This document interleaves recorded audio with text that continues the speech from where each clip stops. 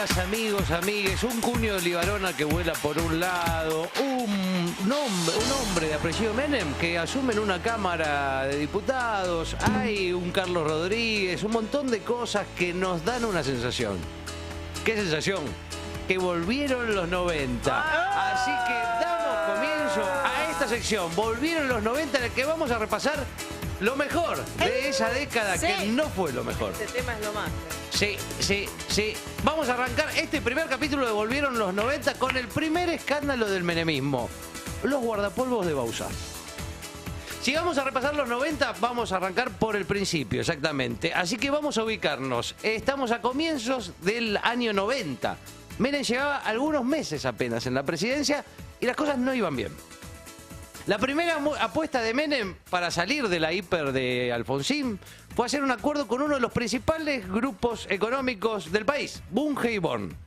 Y convoca al vicepresidente ejecutivo de la compañía, Miguel Ángel Roig, como ministro de Economía. Roig asumió el 9 de julio de 1990. El 14 murió de un infarto, 5 días duró. Digamos que seguía sin ir bien la cosa, ¿no? Pero igual nombran a Néstor Rapanelli, otro alto ejecutivo de la empresa de Bunge y Born, y él fue que duró un poquito más, firmó con Dromi el famoso plan de reforma del Estado, que en algún momento vamos a abordar en esta sección de Volvieron los 90, el de las privatizaciones y todo eso. Pero la cosa no marchaba, realmente la cosa no marchaba, y para diciembre del 89 se dispara una nueva hiperinflación. Y ahí vuela todo al carajo y la cosa no solo no iba bien, sino que empeoraba. Ahí quien asume en economía es Herman González, que hasta ese momento había sido ministro de Salud y Acción Social, que era solo toda una cartera, y el que lo reemplaza en ese lugar es el que había sido ministro del Interior y el protagonista de nuestra historia de hoy, Eduardo Bauzá. Sí, ritmo de la noche. Creo que con tanto quilombo, la famosa reforma del Estado se empezó a demorar. Y uno de los periodistas más influyentes de ese momento se llamaba Mariano Grondona. Tenía un programa que se llamaba Hora Clave. Y lleva a Herman González a la televisión a presionarlo en vivo, a hacerle una especie de apriete para que haga privatizaciones. Escuchen la pregunta y atentos a la respuesta de Herman. Yo sabe que tengo a veces sensaciones, y creo que mucha gente lo dice, si el gobierno el martes, pongamos, o el lunes, cuando quieran, hiciera algún anuncio espectacular, por ejemplo, que la gente quiera, bueno, vendieron Campo de Mayo, claro, cerraron tal ramal de ferroviarios, alguna cosa que la gente diga. No vaya a ser que cuando nosotros digamos una cosa así, después nos digan que hicieron un negociado. Hay que hacer esas cosas, pero bien hechas. Qué crack Herman González, ya sabía todo lo que iba a pasar. No vaya a ser que cuando hagamos las privatizaciones gente que sabía abrir el paraguas. Sí, nos digan que hacemos negociado, por favor, Mariano. Un crack, ya sabía todo el rey. Pero más allá de esto pasaban otras cosas también. Recordemos, comienzo de los 90, el verano del 90, arrancaba en Telefe un programa de deportes raros con un desconocido conductor hasta entonces, Marcelo Tinelli. Arranca Video Match, que era algo que se veía más o menos así.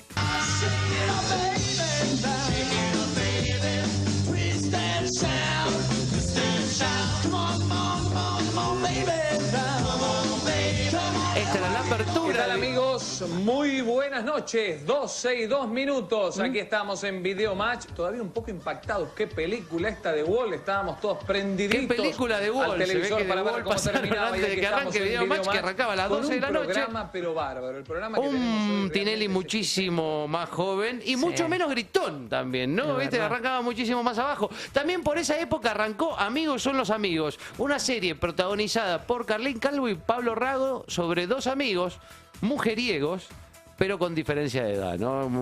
Carlín hacía de un chabón de casi 40 y Pablo Rago de un pibe de 18.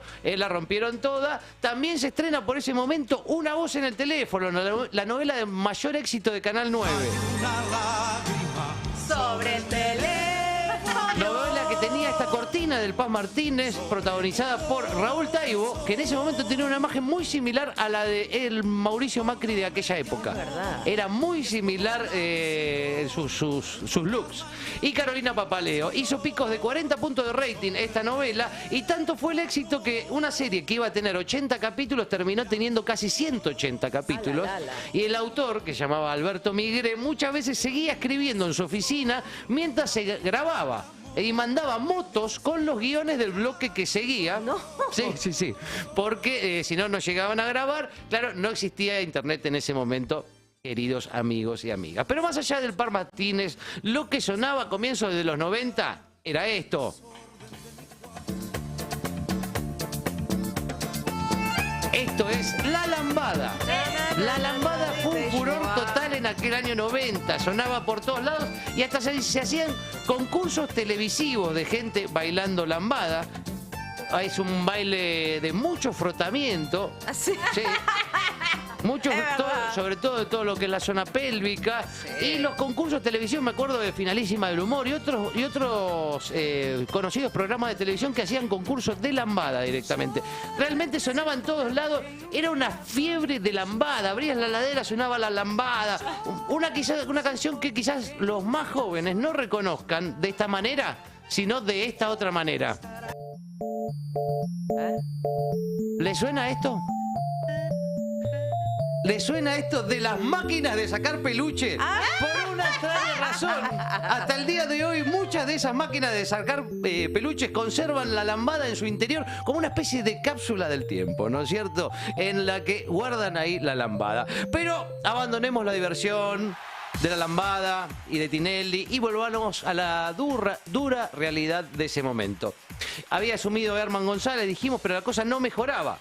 Les tiro la inflación de los primeros 3 meses de 1990 para que se den una idea de cómo venía la mano. En enero la inflación fue 79,2%. ¿En enero solo? En enero. En febrero 61,6%. Bajó, por suerte. Pero en marzo 95,5% fue la inflación. Ay, ya. Sumado a la inflación, había alguna que otra cosita que hacían que el ánimo popular no fuera el mejor, ¿no? Por más lambada, Tinelli y Carlín Calvo diciendo fumá que haya, no estaba bien la población. ¿Qué pasaba además de la inflación? Como las tasas de los plazos fijos, a pesar de estar por el cielo, a pesar de esas tasas, la gente sacaba los depósitos como loco para cortar la sangría. ¿Qué hace el gobierno en enero de 1990? El plan Bonex. Básicamente agarró todos los depósitos mayores a $1 millón de australes y los cambió por un bono a 10 años. Encima muchos eran jubilados. Imaginen, si sos jubilado, tenés 80 y pico de años, te dan un bono a 10 años por tus depósitos. Digamos, no es la mejor noticia, ¿no es cierto? Quizás entremos en más detalles del plan Bonex más adelante en algún momento de esta sección de Volvieron los 90, que arranca hoy, ¿eh? Sí. Pero lo más seguro es que vamos a entrar es en la corte menemista, quien apenas meses antes de que termine el año 90 ya había emitido un fallo que decía que estaba todo bien quedarse con los depósitos, con el plan Bonex y qué sé yo, ya le dieron el visto bueno. Digamos que a la gente no le entraba un alfiler en el orto ya para esta época. Entonces para marzo, obviamente, ¿qué pasa? Como todos los marzos, empiezan las clases. La situación era muy dura y el gobierno de Carlos Saúl Menem quería dar una mano. El ministro de Salud y Acción Social, nuestro amigo Fideo Bauzá, como le decían. Sí. O Maquiavelito también, como le dijo alguna vez Menem, ¿no? Ordena la compra para dar una mano con el comienzo de clases, con toda esta inflación que teníamos, recordemos, la inflación de marzo fue 95,5%. Digo, vamos a dar una mano, dijo Bauzá, ordena la compra de 1.300.000 guardapolvos. Se los encargó a la empresa Herrera Hermanos S.A., sí, cuyos dueños no se llamaban Herrera ni eran hermanos y lo que es peor, tampoco eran una empresa. No, no me acordaba. La declaración jurada de la empresa surgía que estaba inactiva desde hacía 2 años, que su capital, atención a este dato, el capital de la empresa era menor al valor de un solo guardapolvo, no, de los 1.300.000 que habían. El capital de la empresa era, y no había presentado balances, ni siquiera tenía certificación su existencia, ¿no? Su presidente era un indigente que en otra causa había perdido defensor oficial porque no tenía plata para defenderse. Era un indigente. Y a esa empresa, ¿qué pasó? Le pagaron todos los guardapolvos, 1.300.000 guardapolvos por adelantado. ¡Qué suerte! Adivinen si los entregaron o no los guardapolvos. No, dale. No los entregaron. Y así termina la historia de los guardapolvos de Bauzá. Pero antes, dos postdata. Uno. La jueza María Romilda Servini de Cubría se hizo cargo de la investigación, pero solo procesó a los empleados del depósito de Ren Hermano, que recibían los guardapolvos y a otros 3 integrantes de la empresa. Contra Bauzá solo quedó un expediente en el Tribunal de Cuentas, aunque no por mucho tiempo, porque en el 92, cuando el Tribunal de Cuentas fue disuelto y fue reemplazado por la Auditoría General de la Nación, el gobierno de Menem, ¿qué hizo con las 2.300 causas administrativas y judiciales que había en el Tribunal de Cuentas? Ya fue, cerrémosla toda. Indultó a todos a la Tabula mierda. rasa. Tabula rasa, ya está. No vamos a poner a revisar 2.300 expedientes. Cerrarlos todos. Los están todos indultados, dijo Menem. Entre ellos fue Bauzá. La segunda postdata.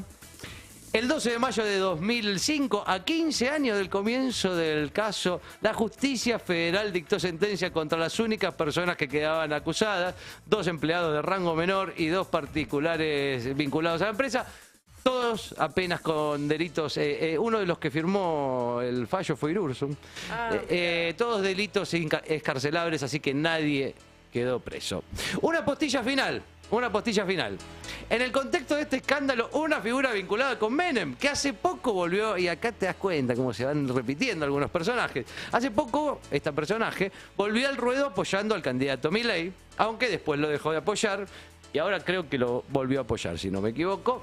Pero esta persona fue a la televisión y habló del clima de corrupción de ese momento que se hablaba, los casos de Menem.